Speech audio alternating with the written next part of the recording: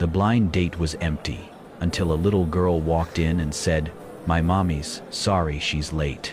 It was one of those late afternoons where the city lights began to wake, shimmering through the tall glass windows of Bellerose, an upscale restaurant nestled in the heart of downtown.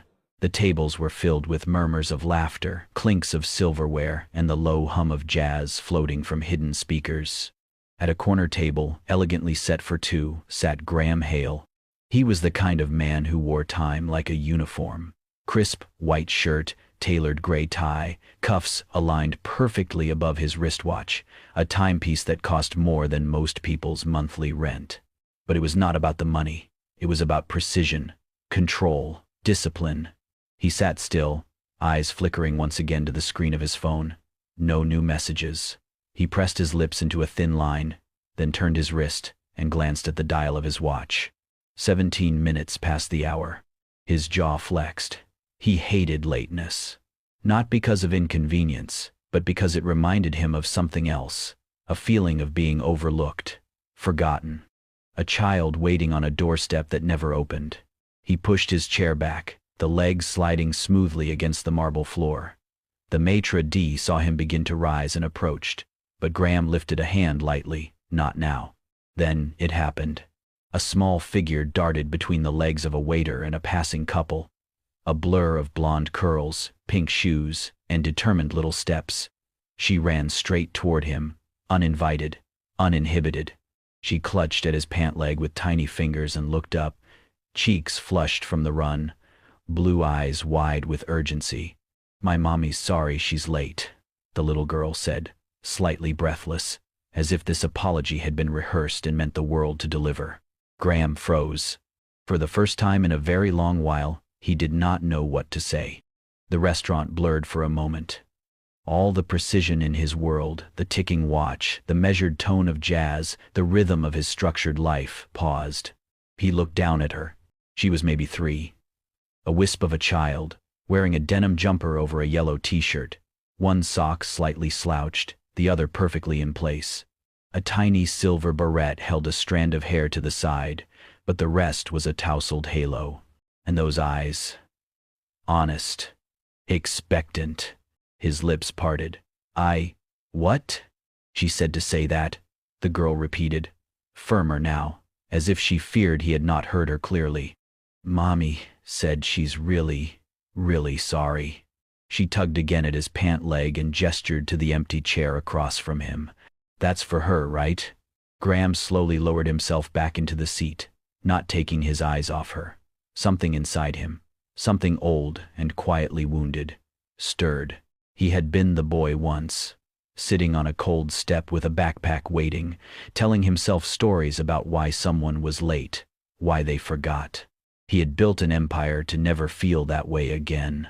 And now, this small girl, this child with chubby hands and serious eyes, had taken him right back to that doorstep. Except she had come to deliver the message he never got. A voice called out from behind, "Maisie, Maisie, honey." A woman hurried into view, breath-catching, heels clicking unevenly. "I told you to wait by the door?" Graham looked up. There she was, blonde hair escaping a low bun, face flushed with embarrassment. She wore a simple navy dress and carried a tote bag that looked far too heavy for one shoulder. Her eyes met his, and for a moment she hesitated. "I'm so sorry," she said, her voice warm but rushed, wrapping her arms protectively around the child. She insisted on finding you." The little girl beamed. "I did it, Mommy. I told him." The woman laughed softly, then looked at Graham again. Lila Monroe," she said, extending a hand. He shook it instinctively. Her grip was firm, honest, no pretenses, no gloss. Graham Hale. A flicker of something crossed her face. She had heard the name, most people had, but she did not mention it. Instead, she turned to her daughter. "Maisie, can you say sorry for running off?" Maisie nodded dutifully. "Sorry, Mr. Graham." Graham blinked. "It's okay," he said, almost too quietly. The maitre d' arrived, unsure whether to intervene or serve. Graham lifted a hand slightly. They were staying. As the two sat down, Graham noticed the way Lila smoothed Maisie's hair before placing her gently on a booster seat. Every movement was calm, full of care. She adjusted her own chair with a quiet apology and exhaled deeply just once. For the first time in a long time, Graham Hale didn't mind the time. And he certainly wasn't thinking of leaving anymore. Lila Monroe sat across from him, still catching her breath, strands of golden hair slipping from the loose bun at the nape of her neck. The sleeves of her dress were slightly creased, and her cheeks still held a faint flush from rushing. "I'm sorry," she said again, this time softer, looking directly into Graham's eyes. "There was a man who collapsed near the subway. I had to help." Her voice held no performance, no dramatics, just the simple weight of a truth she did not seem to think needed defending. Graham stared at her, the usual script in his mind failing to cue. He had expected excuses. He had expected something about traffic, a forgotten item, a call from work. He had not expected this. She reached down to adjust Maisie's sandal, her hand lingering for a second on her daughter's ankle, then straightened up. Her dress was plain, navy blue with a faded hem. No jewelry, not even a watch. But there was something in the way she carried herself. Steady, present. Graham tilted his head slightly, regarding her. "Most people don't stop." Lila shrugged lightly. "Most people assume someone else will." There it was again, that quiet conviction. He didn't know what surprised him more. The fact that she had stopped for a stranger, or the way she spoke about it, like it was the most normal thing in the world. "It took longer than I thought," she added. "The ambulance was late, and, well, Maisie insisted we still come." "I'm glad you did," Graham said, almost before realizing he had said it. Maisie giggled and waved at a passing waiter. "Mommy makes boo-boos feel better." Lila smiled at her daughter, then turned her attention back to Graham. "I hope you weren't waiting too long." He hesitated. 17 minutes. Her smile faltered for a split second. "That's pretty long." Graham nodded, but then surprised even himself by adding, "It's fine." Something about the sincerity in her apology, not defensive, not overdone, softened the tension he always held around lateness. In his world, every second was $1. Every delay was a crack in the system. But this woman had chosen a stranger's life over punctuality. That unsettled something deep in him. He glanced toward the door, where the maitre d' had initially hovered earlier, now out of sight. He could have walked away. By all logic, he should have. But logic wasn't running the show anymore. Not tonight. "You said he collapsed?" Graham asked. Lila nodded. "I didn't know what happened. He just crumpled." People kept walking around him. Some stared, but no one stopped. "So you did." "I didn't think twice," she said simply. "Maisie held my bag while I stayed with him until someone called 911. Graham studied her. The warmth in her eyes contrasted so sharply with the cool efficiency he was used to. The people in his world moved quickly, talked fast, shook hands with masks on. But here was someone who didn't even own a mask to wear. Maisie reached across the table and grabbed a sugar packet, fiddling with it before Lila gently took it from her. "Sorry," she said. "We're usually more organized." Graham offered a rare smile. "It's okay." He noticed the way Lila's shoulders relaxed slightly, like she had expected this dinner to be a trial, and perhaps it still would be. But for now, the tone had shifted. "Thank you for still coming," he added, his voice lower. Lila looked at him. "Curious. Did you think I wouldn't?" "I thought you might decide it wasn't worth it." She considered that. "If I didn't think it was worth it, I wouldn't have come at all." Graham leaned back slightly, something unfamiliar stirring in his chest. Admiration, maybe. Or something quieter, deeper, something he hadn't let in for a long time. "I had to help." That sentence repeated itself in his mind. People were late for selfish reasons. People missed things because they forgot, because they didn't care. But she had been late because she chose someone else over herself. He did not want to leave anymore. Not even close. The waiter returned with a high chair, and Maisie climbed into it with the confidence of someone who had dined in the world's finest establishments, or at least believed she had. She swung her little legs happily and grabbed the corner of the menu, even though she couldn't read a word of it. Graham watched her with quiet amusement, then turned to Lila. "Is grilled cheese okay?" Before she could answer, Maisie piped up, "I love grilled everything." Lila laughed, a soft, melodic sound that made Graham's shoulders lower an inch. "She's not exaggerating," she said. "If it has cheese and grill marks, we're in." Graham gave a small nod to the waiter.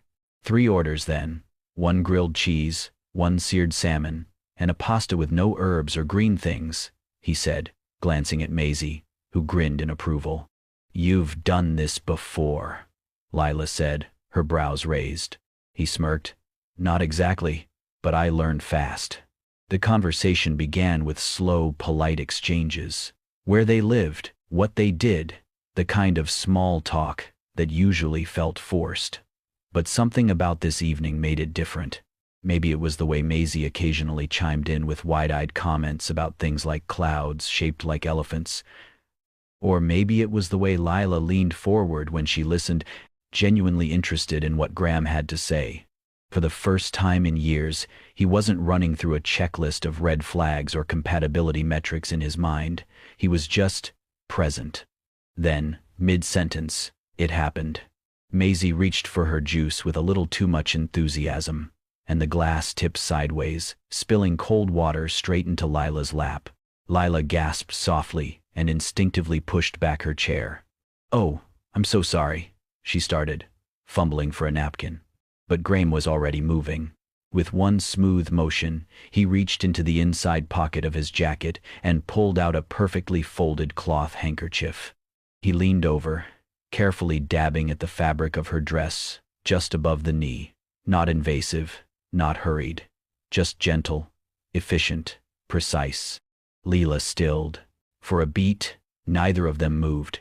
His hand paused mid-motion. She looked at him, really looked at him, and something shifted. The air around them grew softer, quieter, as if the restaurant, with all its soft music and flickering candles, had faded into the background. Their eyes met. "You're not what I expected," she said quietly, a bit breathless. Graham looked at her, then slowly withdrew his hand, folding the cloth back with care. "Neither are you." She smiled, but it held something deeper, a mix of gratitude, surprise, and maybe even vulnerability. "Most men don't carry handkerchiefs anymore," she added. "I'm not most men." "That much," she said, glancing down at the now damp hem of her dress, "is very clear." Maisie, oblivious to the emotional current passing between them, resumed happily munching on a breadstick. Lila turned to her daughter, brushing a crumb off her chin. Then, more softly, to Graham. "Thank you. That was unexpectedly kind." "It wasn't anything," he said, though it clearly had been. It had been a moment where something unspoken passed between two people from very different worlds, a connection made not from grand gestures or perfectly timed lines, but from an ordinary act of thoughtfulness. For the rest of the meal, the conversation flowed more easily. Lila spoke about the bookstore she worked at during the day, the smell of old paper, how Maisie would curl up in the reading corner while she stacked shelves.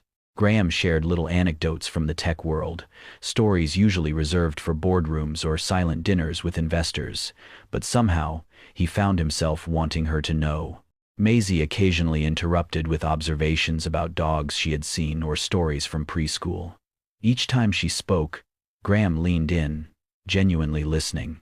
The cold steel atmosphere of Bellerose, all glass, silver, and whispered etiquette, slowly transformed around them. It no longer felt like a first date, arranged by chance. It felt like the beginning of something warm. The evening breeze had picked up by the time they stepped out of the restaurant. The city lights glowed softly above, reflected in passing car windows and the wet sheen of the pavement. Graham reached into his coat pocket, adjusting his keys. "I'll drive you home," he offered, nodding toward the sleek black car parked just across the street. "It's late, And the city's not exactly charming at night. Lila gave a gentle laugh, shifting Maisie to her other hip. Thank you, but we take the bus. Graham blinked. The bus?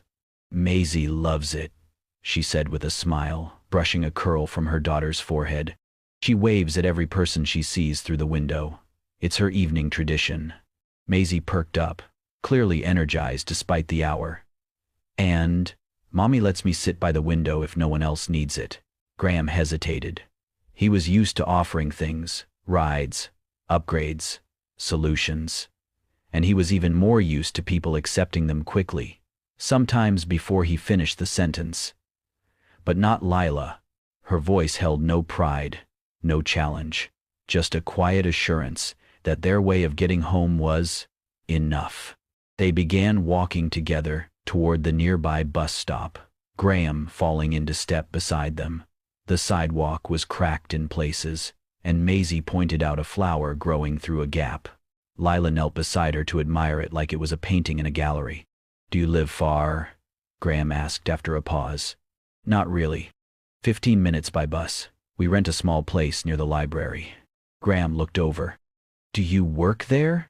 At the library? No, she said. I work part-time at the bookstore across the street from it. It's quiet, and they let me bring Maisie sometimes. I also wait tables a few nights a week. He glanced at her, but she didn't flinch.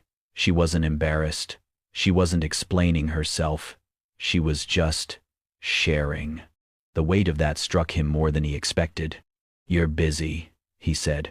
I try to be, she replied. Bills don't pay themselves, and Maisie thinks food magically appears, so I try to keep the illusion alive. Graham chuckled. He wasn't sure if it was her honesty or the way she said it with such ease, but something about her made the world feel less transactional. He hesitated. Do you ever think about doing something else? Sure, she replied. Don't we all? But right now, this is where I am. And honestly, it's not bad. I get to read to my daughter, work with books, and meet strangers who sometimes become friends. There was no trace of bitterness in her voice. No hint of, if only, just presence. You're not bothered? He asked. By how hard it is? Lila looked at him then. Really looked. Life's hard for everyone, in different ways, Graham. I just try to make sure it doesn't make me hard in return. They stopped at the bus stop. A breeze stirred the hem of her dress.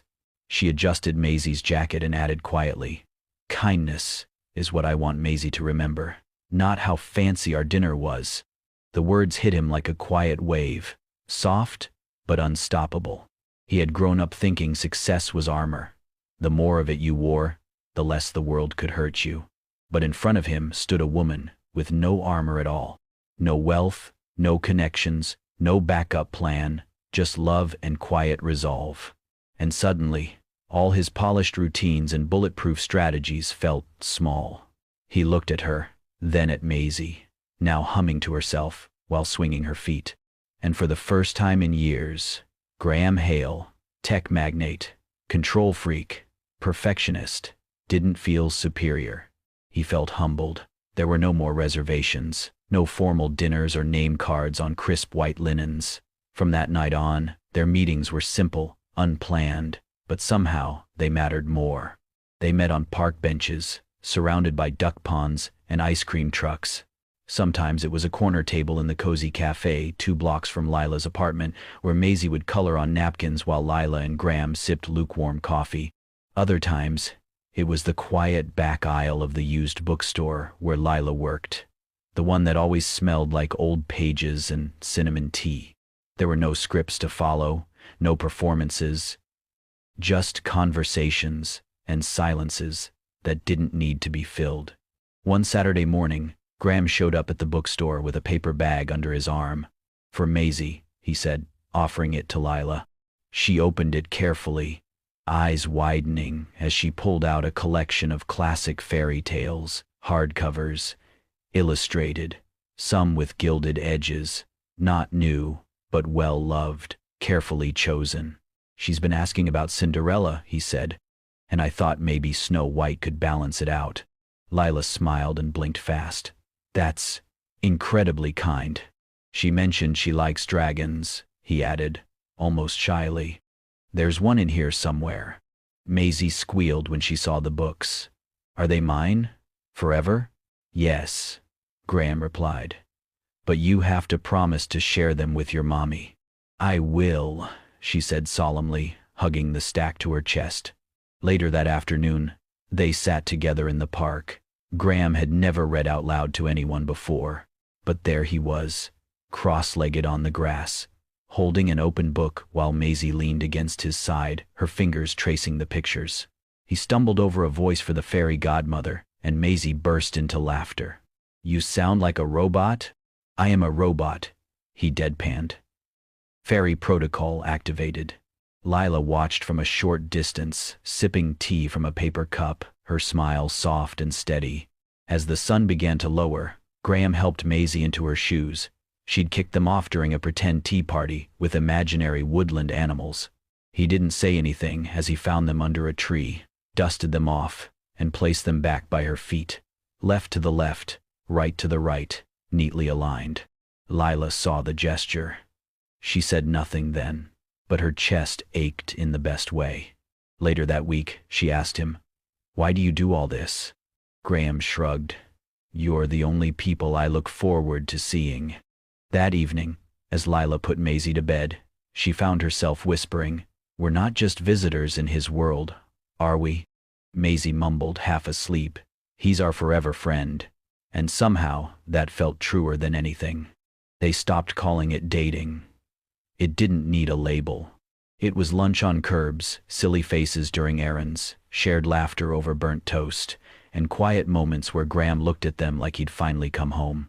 One rainy morning, a small group gathered at the local library for a community reading event. Lila and Maisie arrived early, and the librarian greeted them with a warm smile. "There's something you should see," she said, gesturing toward a new plaque above the children's corner. Lila stepped closer. The gold letters were etched simply, but they held so much. "Donated with gratitude. By a friend. For the woman who makes time for strangers, and the girl who makes me smile. L&M, reading nook." Her hand flew to her mouth. Maisie tugged at her coat. "Mommy? That's us." Lila blinked back tears. "Yes, baby. That's us." She turned and caught sight of Graham standing at the far end of the library, watching them with a soft, almost bashful expression. He said nothing. He didn't need to. The gesture was louder than any declaration. He wasn't just showing up anymore. He was staying. It happened on a Wednesday morning. The sun hadn't even cleared the rooftops when Lila's phone buzzed with 3 unread messages. Then 5. Then 12. Her hands trembled as she opened the first link. There it was, bold, unmissable, plastered across a gossip site's homepage. Tech giant, dating waitress with kid, secret romance or charity case. The photos were grainy but unmistakable. Graham crouching beside Maisie at the bookstore, Lila laughing as they crossed the street, her hand lightly on his arm. A private moment turned public without permission. She felt her stomach drop. Scrolling further, she read the speculative captions. Some praised Graham's humanitarian heart. Others accused him of using the flunders. Her hand flew to her mouth. Maisie tugged at her coat. "Mommy? That's us." Lila blinked back tears. "Yes, baby. That's us." She turned and caught sight of Graham standing at the far end of the library, watching them with a soft, almost bashful expression. He said nothing. He didn't need to. The gesture was louder than any declaration. He wasn't just showing up anymore. He was staying. It happened on a Wednesday morning. The sun hadn't even cleared the rooftops when Lila's phone buzzed with 3 unread messages. Then 5. Then 12. Her hands trembled as she opened the first link.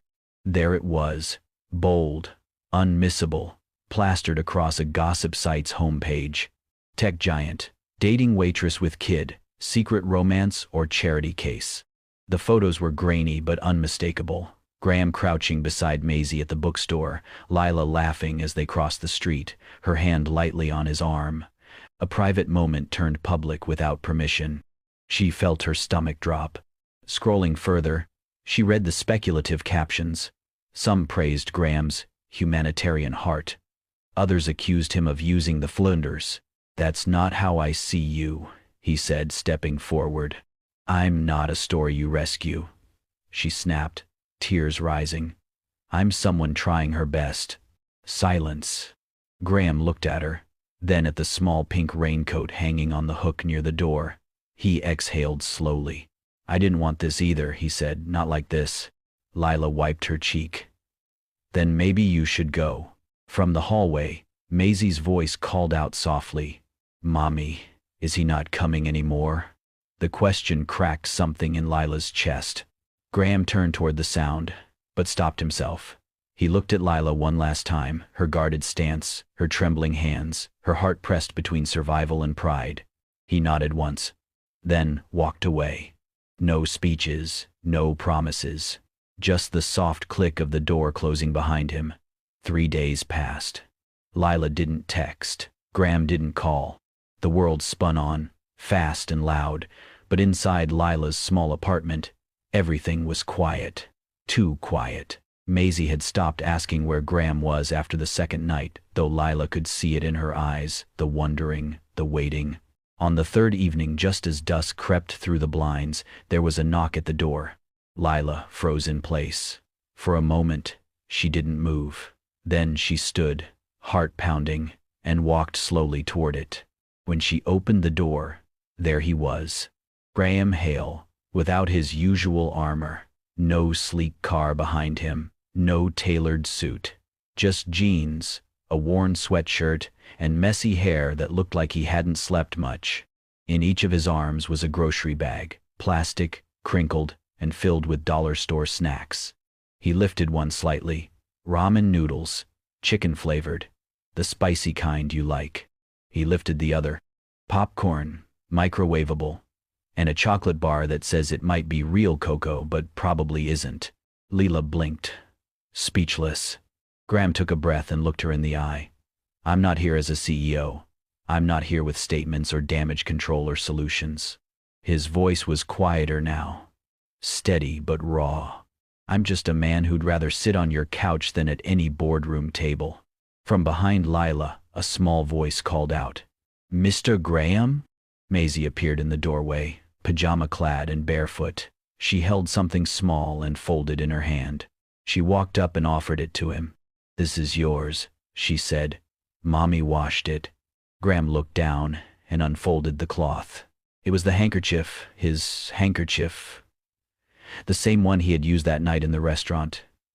Carefully folded now. Soft and clean. His throat tightened. "Thank you," he whispered, bending down to meet her eyes. Maisie looked up at him, serious. "Can you stay this time?" Lila turned away, covering her face with one hand. She didn't want to cry. Not again. Not in front of Maisie. But the tears came anyway. Graham stood and stepped forward, slowly, gently, not trying to fix it, not trying to explain. He just stood with her. "I don't care what the headlines say," he said, voice thick with emotion. "I care about what you think when I knock on this door. I care about her smile when I show up. I care that you feel seen, not saved, just seen." Lila lowered her hand, her eyes red. "You really bought ramen?" He nodded. "Chocolate too." She laughed, a wet, broken laugh, and nodded toward the kitchen. "Then, I guess you're staying for dinner." Graham exhaled in relief. Maisie tugged on his sleeve. "We can watch cartoons after we eat, but only if you like dragons." Graham grinned. "I love dragons." Lila stood in the doorway a moment longer, watching the two of them walk to the kitchen, their voices already merging with the hum of the microwave. And just like that, the silence in her apartment began to fade. He had come back, not as someone perfect, not as someone powerful, but as someone who stayed. It was a Sunday morning, touched with gold. The air was crisp, the kind that hinted at fall just around the edges. Leaves whispered in the breeze as they fluttered down to the sidewalk. The city was quiet, resting between weekday rushes and afternoon errands. And there they were, the three of them, walking side by side down a tree-lined path toward the park. Graham held a small paper bag in one hand, filled with cinnamon rolls from a corner bakery. Lila carried a travel mug of tea, her free hand tucked loosely into her jacket pocket. Maisie skipped ahead, chalk clutched tightly in her fingers, her curls bouncing with every step. There was no need for conversation. The silence was the good kind, the kind that only settles in when people feel safe. At the entrance to the park, Maisie paused and dropped to the ground beside the concrete walkway. She knelt on both knees, pulled out her chalk, and began to draw. Lila and Graham watched as colors bloomed beneath her hands: blue, pink, yellow, and green. The shapes were simple but clear. 3 stick figures stood in a row, one tall, one medium, one tiny, with a swirl of blonde chalk for hair. Above them, in crooked, slanted letters, she scrawled, "My family." Graham stared at it. Something in his chest expanded slowly, painfully, beautifully. Lila looked at him, her eyes shining in the morning light. She didn't say anything. She didn't have to. Graham stepped closer to her. He took the mug from her hands and set it gently on the nearby bench. Then he turned, took a breath, and dropped to one knee on the sun-warmed pavement beside the drawing. There was no ring box, no big speech. Just his eyes meeting hers, steady and clear. "Can I stay?" he said softly. "For every late moment of your life." Lila's breath caught. Maisie looked up, a chalk smear on her cheek. "Does that mean you live with us now?" Graham smiled at her, then turned back to Lila. "Only if your mommy says yes." Lila stepped forward, bent down, and cupped his face in both hands. "You already stayed through the worst," she whispered. "Of course you can stay for the rest." She kissed his forehead, and he closed his eyes, as if sealing the moment into memory. Maisie clapped her chalk-stained hands. "Yay! Can we have pancakes every Saturday now?" Graham laughed. "Deal, but only if you help flip them." "I'm very good at flipping," Maisie declared with utmost confidence. Lila stood and offered Graham her hand. He took it, standing with her, brushing dust from his jeans. Together, they turned back down the path. Lila on one side, Graham on the other, Maisie between them. They walked slowly. 3 shadows stretched across the pavement. 3 hands held tight. 3 hearts, different but whole. Stitched together not by blood, but by choice. They didn't talk about what came next, about titles, or weddings, or what the world might say. They didn't need to, because sometimes the clearest love doesn't arrive with fireworks or fancy declarations. Sometimes it simply shows up, and it stays. Thank you for watching this heartwarming story of unexpected connection, quiet courage, and love that stays. At Kindness and Love Tales, we believe family is not always who you're born to.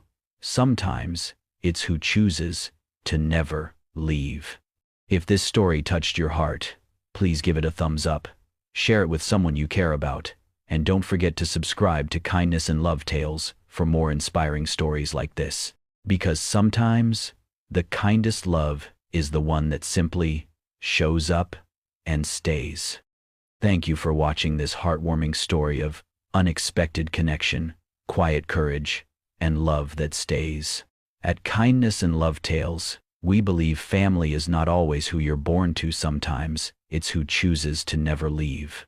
If this story touched your heart, please give it a thumbs up, share it with someone you care about, and don't forget to subscribe to Kindness and Love Tales for more inspiring stories like this. Because sometimes the kindest love is the one that simply shows up and stays.